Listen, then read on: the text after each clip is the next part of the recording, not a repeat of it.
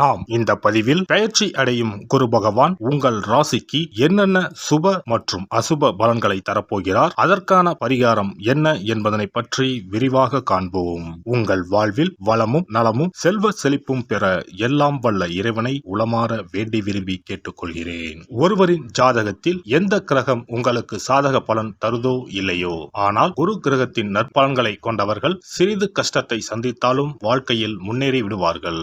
நவ கிரகங்களில் குரு பகவான் மங்கள கிரகமாக விளங்கி வருகிறார். ஜோதிட சாஸ்திரத்தில் குரு பகவானுக்கு தேவர்களின் குரு என்ற அந்தஸ்தும் வழங்கப்பட்டுள்ளது.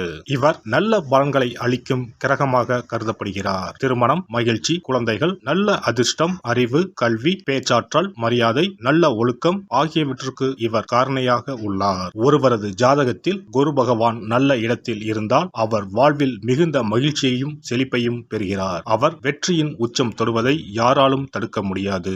குருவின் அருள் பெற்ற நபர்களுக்கு அறிவாற்றல் மேம்பட்டு சமூகத்தில் நல்ல கௌரவமும் பெற்றிருப்பார்கள். 12 ஆண்டுகளுக்கு பிறகு குரு பகவான் ரிஷபராசியில் பிரவேசிக்க உள்ளார். ஜோதிடத்தில் முக்கிய கிரக பெயர்ச்சிகளில் ஒன்றாக கருதப்படுவது குரு பெயர்ச்சி.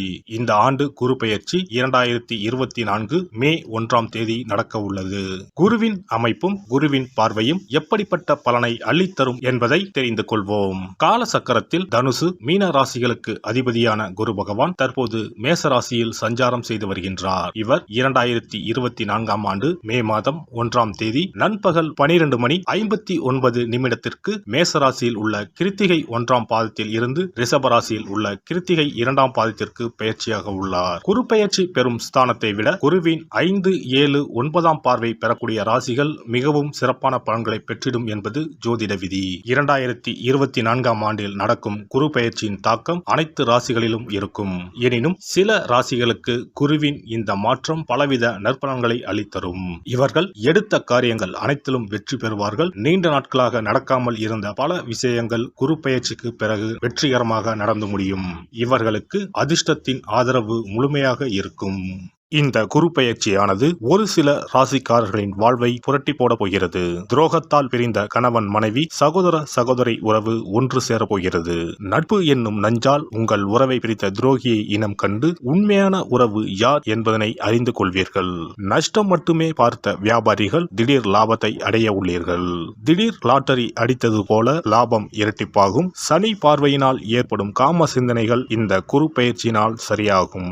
தகாத பெண் உறவை தவிர்த்து ஆன்மீக பயணத்தை தொடர்வீர்கள். சதி எதுவாக இருந்தாலும் அதை முறியடிப்பது சிவனின் விதியாகும். சிவனின் துணை இருந்தால் எதிரில் யமனே வந்தாலும் சமாளித்து வெற்றி அடையலாம். இனி உங்கள் ராசிக்கான பலன்கள் என்ன என்பதனையும் அதற்கான பரிகாரம் என்ன என்பதனையும் பார்ப்போம்.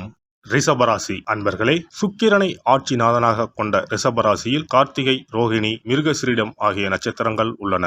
விரயஸ்தானத்தில் பயணம் செய்யும் குரு பகவான் 2024ஆம் ஆண்டு மே மாதம் முதல் உங்கள் ராசியில் வந்து அமர்கிறார். ஜென்ம குரு வனத்தினிலே என்று சொல்வார்கள். குரு பகவான் இடமாற்றத்தை தரப்போகிறார். குரு பகவானின் பார்வை உங்கள் ராசிக்கு 5, 7, 9ஆம் இடங்களின் மீது விழுகிறது. இந்த குரு பெயர்ச்சியானது வேலை தொழிலை பொறுத்தவரை ரிஷபராசிக்காரர்களுக்கு நல்ல வேலை கிடைக்கும். சிலருக்கு வேலையில் இடமாற்றம், ஊர் மாற்றம் ஏற்படும். சிலர் வீடு கட்டுவார்கள். இருக்கும் வீட்டில் மாடி கட்டுவார்கள். வங்கியில் கடன் வாங்கி தொழில் தொடங்குவார்கள். தொழில் வியாபாரம் வளர்ச்சி அடையும்.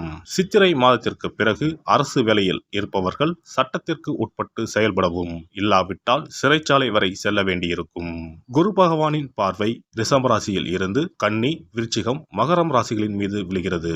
5ஆம் வீட்டின் மீது குருவின் பார்வை விழுவதால் பிள்ளைகளால் நல்ல செய்திகள் தேடி வரும். பிள்ளைகளின் வாழ்க்கையில் சுப காரியங்கள் நடைபெறும். நல்ல வேலை கிடைக்கும். குருவின் பார்வை உங்கள் ராசிக்கு 7ஆம் வீட்டில் மீது விழுவதால் கணவன் மனைவி இடையே ஒற்றுமை அதிகரிக்கும். தம்பதியிடையே இருந்த பிரச்சனைகள் நீங்கி நெருக்கம் கூடும். குரு பகவானின் பார்வை உங்கள் ராசிக்கு 9ஆம் வீடான பாக்கியஸ்தானத்தின் மீது விழுவதால் வருமானம் அதிகரிக்கும். அதிகார பதவி, அரசு பதவியில் இருப்பவர்களின் அறிமுக உதவியும் கிடைக்கும். தந்தை வழி பூர்வீக சொத்துக்கள் கிடைக்கும். கௌரவ பதவிகள் கிடைக்கும். பணம் பல வழிகளில் இருந்தும் வரும். வங்கி கடனை அடைப்பீர்கள். குரு பகவான் உங்கள் ராசியில் கார்த்திகை, ரோகிணி ரோகிணி மிருகஸ்ரீடம் நட்சத்திரங்களில் பயணம் செய்யும் போது வருமானம் அதிகரிக்கும். செலவுகளை கட்டுப்படுத்தினால் மட்டுமே சேமிக்க முடியும். ரிஷபராசியில் பிறந்து ராகு திசை குரு திசை நடப்பவர்களுக்கு வெளிநாடு செல்லும் யோகம் உண்டாகும்.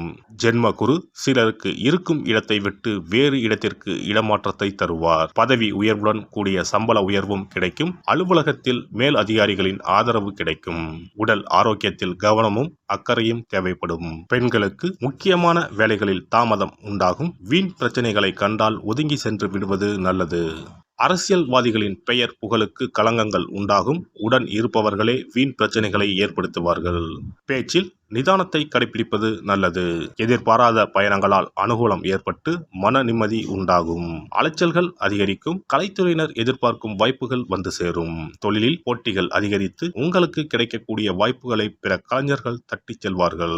புதிய வாய்ப்புகள் தடைப்படுவதால் தற்போது கிடைக்கும் வாய்ப்புகளை பயன்படுத்திக் கொண்டால் பொருளாதார நெருக்கடிகளை சமாளிக்கலாம். மாணவர்களுக்கு கல்வியில் முன்னேற்றம் காண கூடுதலாக உழைக்க வேண்டியிருக்கும். எதிர்பார்த்த உதவிகள் கிடைக்கும். கார்த்திகை 2, 3, 4 பாதங்கள். இந்த குரு பெயர்ச்சியால் சின்ன விஷயங்களுக்கு கூட உங்களுக்கு கோபம் வரலாம். எனவே கோபத்தை கட்டுப்படுத்துவதன் மூலம் காரியங்கள் சாதகமாக நடைபெறும். எதிர்பாராத பண தேவை உண்டாகும் எனினும் அதை சாமர்த்தியமாக சமாளிப்பீர்கள். ரோகிணி நட்சத்திரம். இந்த குரு பெயர்ச்சியால் எதிலும் இழுபறியான நிலை காணப்படும். அடுத்தவர்களால் தொல்லைகள் உண்டாகலாம். கவனம் தேவை. உத்தியோகத்தில் இருப்பவர்களுக்கு வேலையில் டென்ஷனும் வீண் அலைச்சலும் இருக்கும். வீண் பகை உண்டாகலாம். கவனமாக இருப்பது நல்லது. மிருக சிரீஷம் 1, 2 பாதங்கள். இந்த குரு பெயர்ச்சியால் தொழில் வியாபாரம் தொடர்பான காரியங்களில் தாமதம் ஏற்படலாம். பணவரத்து எதிர்பார்த்ததை விட சற்று குறைவாக இருக்கும். கடன் விஷயங்களை தள்ளி போடுவது நல்லது. புதிய நபர்களுக்கு பொருட்களை சப்ளை செய்யும் போது கவனம் தேவை. ஸ்ரீரங்கம் ரங்கநாதரை வணங்குவதால் வாழ்க்கையில் சுபிட்சம் உண்டாகும். குரு பெயர்ச்சி சிறப்பு பரிகாரம். ஜாதகத்தில் குரு நல்ல இடத்தில் இல்லாமல் இருந்தாலோ கோசார ரீதியாக கொடூரமானவராக இருந்தாலோ குரு தோஷம் நீங்க பரிகாரம் செய்ய வேண்டும். தீய பலன்கள் குறையவும் நல்ல பலன்கள் அளவுக்கு அதிகமாக நடைபெறவும் குரு பகவானுக்கு செய்யும் பரிகார முறைகள் உதவும்.